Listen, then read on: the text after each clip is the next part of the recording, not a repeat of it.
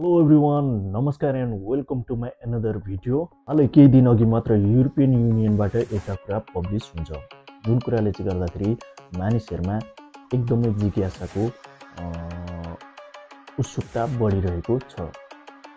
European union कमिसनरले चाहिँ भनेको European युनियनका 27 देशका 450 मिलियन पिपुललाई चाहिँ 3 दिन पुग्ने आफूलाई चाहिने आवश्यक सामग्रीहरू जस्तै खाना, पानी, औषधि, मोबाइल चार्जरहरू, लाइट जस्ता सामग्रीहरू 72 घन्टालाई पुग्ने स्टक गरेर जम्मा गरेर राख्नु भनेर एउटा न्युज पब्लिस हुन्छ।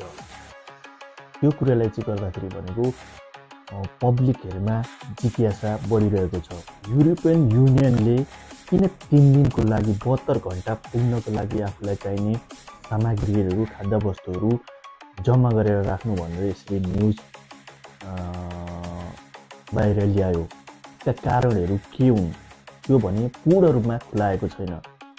तर यसो अनुमान गर्दाखेरि भनेको केही क्राइसिस आउन सक्छ अथवा केही प्राकृतिक प्रकोप आउन सक्छ वा साइबर अट्याक हुन सक्छ अथवा अहिले चलिरहेको युक्रेन रसियाको युद्ध चाहिँ भनेको कि समाप्त होइन, अझै बढ्ने र वर्ल्ड वार 3 हुन सक्ने सम्भावना देखाउन सक्छ। युरोपियन युनियनले 3 दिनका लागि पुग्ने सामग्रीहरू, आवश्यक चिजहरू, खाद्यवस्तुहरू किन चाहिँ स्टक गरेर जम्मा गरेर राख्नु भनी त?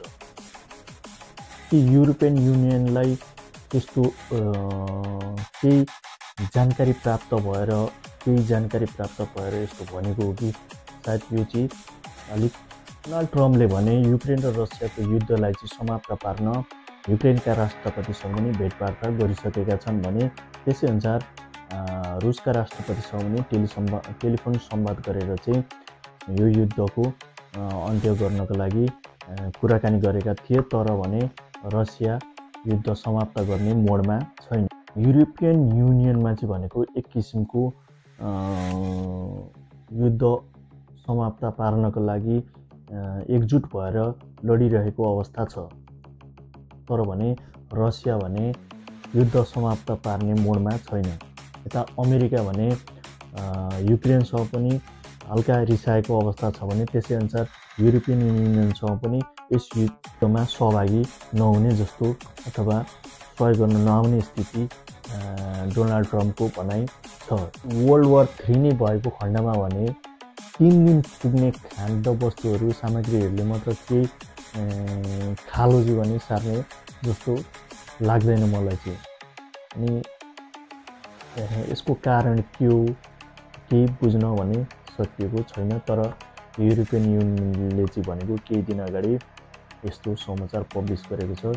यसले गर्दा युरोपमा बस्नुहुने सम्पूर्ण मानिसहरूलाई चाहिँ एउटा जिज्ञासाको विषय बनेको छ।